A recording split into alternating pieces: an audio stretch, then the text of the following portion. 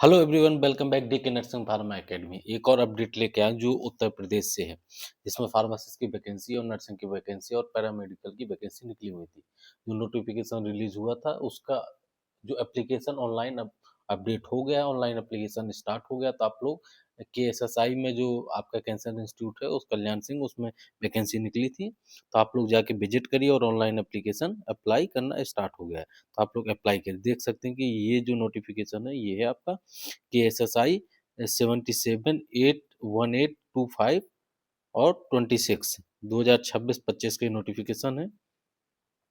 और different type की vacancies निकली हुई हैं, जिसमें आपके बहुत सारे पद हैं। जैसे देख सकते हैं आप, सोशल वर्कर का है, रिसेप्शनिस्ट का है, स्टोर कीपर का है, और डाइटिशियन का, फार्मासिस्ट का है, जूनियर फिजियोथेरेपिस्ट का है। तो जो हमने जो फोकस किया था वो किया था आपका, वो किया है फार्मासिस्ट। और ये पूरा नोटिफिकेशन है, मैं डिटेल में आपको पूरी चीज़ें बता दे रहा हूँ। और जो ऑफिशियली वेबसाइट है उसकी भी लिंक मैं आपको दे दूंगा, तो आप लोग उसमें ज़रूर विजिट करिएगा। और इसका पहले भी नोटिफिकेशन आया था, फॉर्म आया था 2024 में। तो कुछ कारणवश या एडमिनिस्ट्रेटिव के कुछ रीजन की वजह से उसको विड्रॉ कर लिया गया था। और सभी के जो भी स्टूडेंट के पैसे आ चुके हैं, तो आप लोग जाइए और वेबसाइट विजिट करिए, वो लिस्ट आ चुकी है। अपना रोल नंबर और रजिस्ट्रेशन नंबर डाल के आप चेक कर सकते हैं। ये नीचे दिए गए हैं टर्म एंड कंडीशन, कि ये जो भी स्टूडेंट यदि रिजर्वेशन वो किसी भी कोटा से पाना चाह रहा है तो वो यूपी का रेजिडेंस होगा, तभी आपको मिलेगा। अप्लाई तो ऑल इंडिया के कैंडिडेट्स एलिजिबल हैं, फार्मेसी और नर्सिंग के कैंडिडेट। और फीस का देख सकते हैं, एप्लीकेशन फीस क्या है। यूआर के लिए 1180 है, और सेम ओबीसी डब्ल्यूएस के और एससी के लिए 708 है, जिसमें 18% जीएसटी ऐड की गई है। जीएसटी नहीं लगानी चाहिए, क्योंकि आप यदि एजुकेशन में जीएसटी लगा रहे हैं तो उसका क्या मतलब है। आप गवर्नमेंट में बुक्स में लगा रहे हैं, फॉर्म में लगा रहे हैं, जो फॉर्म तो स्टूडेंट फिलअप करते हैं, कोई बिजनेसमैन थोड़ी ना कर रहा है। देख रहे पॉलिसी, देख रहे रिजर्वेशन की पॉलिसी, जो गवर्नमेंट यूपी गवर्नमेंट के अकॉर्डिंग ही इसका क्राइटेरिया लागू होगा। जो भी स्टूडेंट है, वो चाहे एससी के हों, ओबीसी के हों, ईडब्ल्यूएस के हों, कहीं के भी हों। और रिजर्वेशन, हॉरिजॉन्टल रिजर्वेशन, जो कि कैटेगरी के अलावा जो रिजर्वेशन है वो क्या है, दिव्यांग के लिए 4% है, एक्स सर्विसमैन के लिए 5% है, डिपेंडेंट के लिए फिर उसके लिए फ्रीडम फाइटर के 2% है, फीमेल के लिए 20% है। तो यूपी में 20% कोटा फीमेल का है। तो जो भी वैकेंसी निकलती है उसमें अच्छी अपॉर्चुनिटी रहती है कि आप लोग तैयारी करके कहीं भी जॉब पा सकते हैं, और कट ऑफ भी कम जाती है। और जो मेजरली इसमें जो है आपका 18 से 45 साल या 40 साल के अराउंड, 40 साल, ओके, ये दी गई है। इट मीन्स कि एज का कोई इशू नहीं है। जो भी स्टूडेंट तैयारी कर रहा है, या कोई भी अप्लाई, एक्सपीरियंस पर्सन भी अप्लाई करना चाह रहा है तो अप्लाई करें।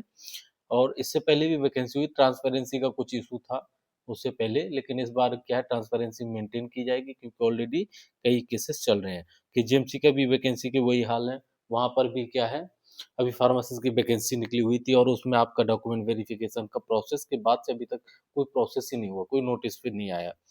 अब देखिए क्या क्लियर क्लियर नहीं हो पा रहा, ना नोटिस है ना कुछ है। वैकेंसी रद्द होती है या फिर और आगे का प्रोसेस किया जाता है।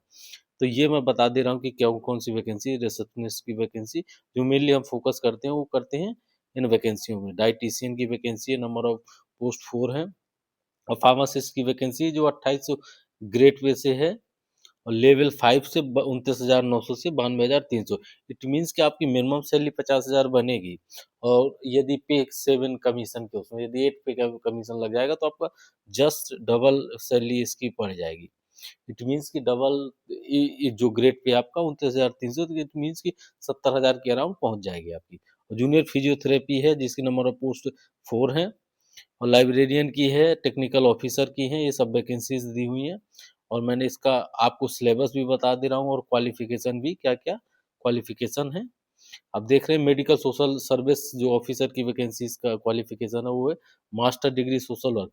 सोशल वर्क में यदि आपका मास्टर डिग्री है तो हर जगह आपको साइकोलॉजिस्ट और सोशल वर्कर की वैकेंसी निकलती है। तो ये अच्छा कोर्स है जो आपकी ह्यूमैनिटीज में है। जो भी स्टूडेंट करना चाहते हैं तो इसमें फोकस जरूर करें।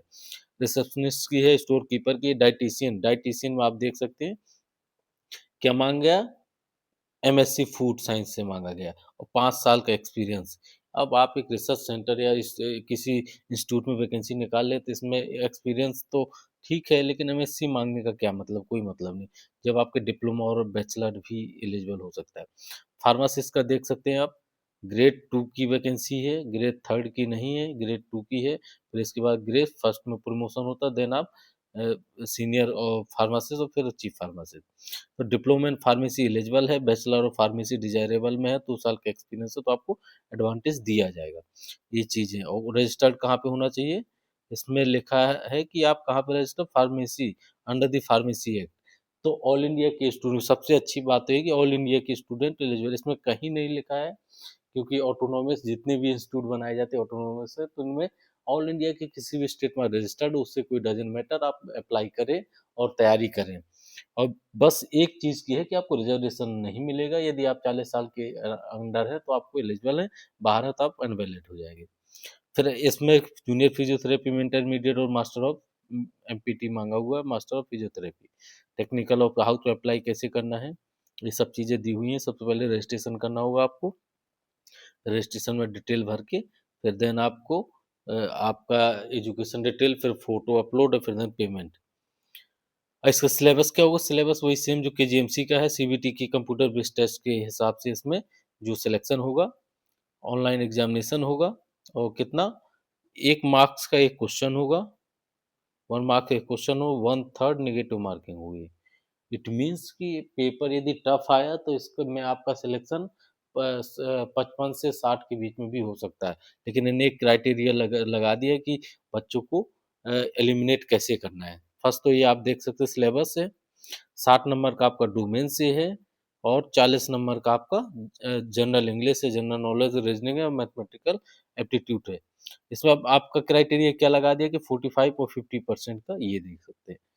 तो यहीं से ही इनने क्या करी, एप्लीकेशन तो मेजरली अप्लाई करा रहे हैं पैसा कमाने के लिए और फिर देन क्या है, अब क्राइटेरिया कि ये हो सकता है इतना टफ पेपर है, बना देने के बाद भी एक ईएसआईसी की भी ईएसआईसी की वैकेंसी थी उसमें भी ऐसी था, दोनों पार्ट में क्वालिफाई करना था। बच्चे फार्मेसी में अच्छे नंबर लेके आए लेकिन क्राइटेरिया ऐसा था कि आपको दोनों में पास होना है, कि एक 35 या 50% लगा दिया कि इतनी मार्क्स, तो मैक्सिमम बच्चे क्वालिफाई होने के बाद भी जॉब में 12 वैकेंसी क्या चली गई थी खाली। ऐसे ही आपको 50%, इट मीन्स कि 100 में आपको 50% तो सिर्फ क्वालिफाई करने के लिए लाना है, जॉब तो बाद में आप पाएंगे। यदि कोई बच्चा नहीं इतना ला पाता तो वो सीटें खाली चली जाएंगी। ये क्राइटेरिया हमें मुझे नहीं समझ में आता है। SC ST का 45%, अरे आप 35 रखिए, 40 रखिए, 50% तो काफ़ी हो जाए। 1/3 नेगेटिव मार्किंग 50 नंबर पाना ही इतना ईजी नहीं है। तो ये सब मैं स्टूडेंट को भी आवाज़ उठानी चाहिए, इन सब इंस्टीट्यूट को जो मनमानी कर रही हैं। तो स्टूडेंट खुद नहीं चाह रहा है, स्टूडेंट फार्मेसी वाले तो सब सो रहे हैं। अब यूपी ट्रिपल एस में फार्मेसी की वैकेंसी आने वाली है, उसमें डिप्लोमा एलिजिबल है और बैचलर को एलिजिबल नहीं रखा जाएगा। वो क्योंकि उसकी जो पोस्ट है वो एक चीज़ ठीक है कि वो फार्मासिस्ट की पोस्ट नहीं है, वो कंपाउंडर की पोस्ट। यदि एलोपैथिक फार्मासिस्ट की पोस्ट आती तो उसमें बैचलर और फार्मेसी एलिजिबल रहता है। तो जो भी यूपी ट्रिपल एस में वैकेंसी कमिंग में आने वाली है 2 से 3 महीने में आपको देखने को मिलेगी। 2025 में जिसके बाद पेट का क्वालिफाई है या फिर 10 से 12 नंबर पाए तो वो सभी स्टूडेंट तैयारी करते रहे, एलिजिबल हैं और बहुत जल्दी आपको नोटिफिकेशन देखने को मिलेगा।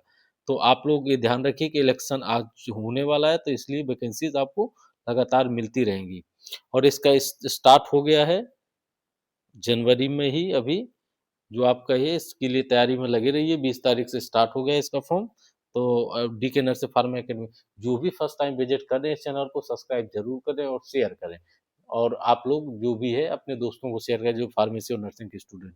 Thank you so much, all the best for future.